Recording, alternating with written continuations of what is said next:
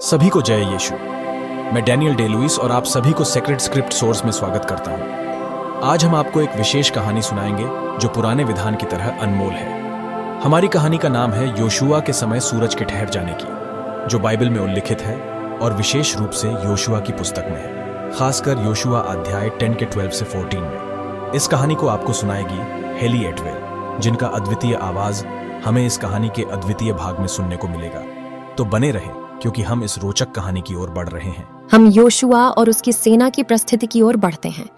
Yoshua Bible के पुराने निमंत्रण के अनुसार इस्राएल के लोगों के साथ कैनान की प्रतिष्ठित भूमि पर प्रवेश करने के लिए जा रहे हैं।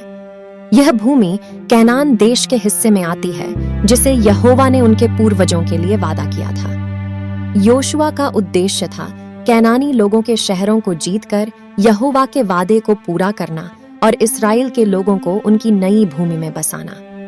इसके पूर्व योशुआ और उसकी सेना ने कई सौदागरों, जासूसों और खुफिया सैनिकों के साथ इस भूमि की जांच की थी, ताकि वे शहरों के संरचना और स्थिति को समझ सकें। इस यात्रा के दौरान वे कई शहरों के साथ संबंध स्थापित करते हैं, जैसे जेरिको और आई, और वहां के लोगों के साथ भी मानवता और शांति की आवश्यकता को समझते हैं। योशुआ और उसकी सेना की तैयारी और युद्ध के बारे में अधिक जानकारी है। वे जानते हैं कि वे कैनानी सेना के खिलवाड़ी होंगे और इस युद्ध की आवश्यकता है ताकि वे कैनान की भूमि पर अपना हक प्राप्त कर सकें। योशुआ ने अपनी सेना को युद्ध के लिए तैयार किया और उन्होंने यह सुनिश्चित किया कि वे अच्छी तरह से सशस्त्र हों और युद्ध की योजना बनाई। उन्होंने यह भी ध्यान में रखा कि सूरज की रफ्तार के बढ़ने के चलते युद्ध को समाप्त करना मुश्किल हो सकता है।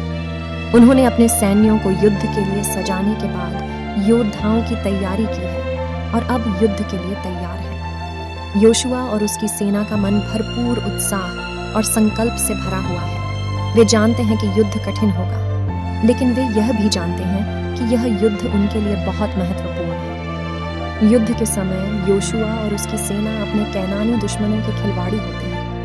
योशुआ ने युद्ध की योजना तैयार की थी और उनके सैन्यों को युद्ध के लिए सजाया गया था। एक महत्वपूर्ण चीज यह थी कि सूरज की रफ्तार बढ़ जाती है और योद्धाओं को समय की कमी हो रही थी। योशुआ ने तय किया कि वे युद्ध को जीतने के लिए अत्यंत आवश्यक समय की आवश्यकता है। इस समय योशुआ अपने भगवान से मदद के लिए प्रार्थना करते हैं। वह यहोवा से बोलते हैं कि सूरज और चांद को ठहरने का आदेश दें ताकि वे युद्ध को जीत सकें।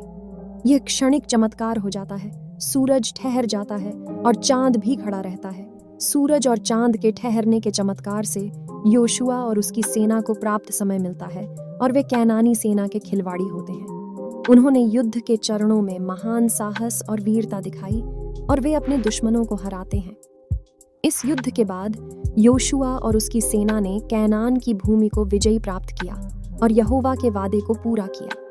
यह सफलता योशुआ और उसकी सेना के लिए बहुत महत्वपूर्ण थी, क्योंकि यह उनके नए घर की शुरुआत थी और यह उनके पूर्वजों के लिए वादा पूरा करने का संकल्प था। इस कहानी से हमें यह सीखने को मिलता है कि विश्वास और आस्था बहुत महत्वपूर्ण होते हैं। इसके साथ हम आपको एक बाइबल के वचन के माध्यम से एक उदाहरण देना चाहते हैं। योशुआ 10 का 12, जिसमें यह कहा गया है, फिर योशुआ यहोवा के सामने खड़ा हो गया और बोला, सूरज जो गिब्बोन ऊपर है ठहर जाओ, और चांद भी ठहर गया। इसके साथ हमारी कहानी का संदेश है कि जब हम यहोवा के साथ अडिग रहते हैं और उसके वचनों पर विश्वास करते हैं, तो वह हमारे लिए सब कुछ संभव कर देते हैं। मैं डैनियल डे लुइस हूं और आपके साथ इस कहानी को साझा करने का मेरा सौभाग्य है।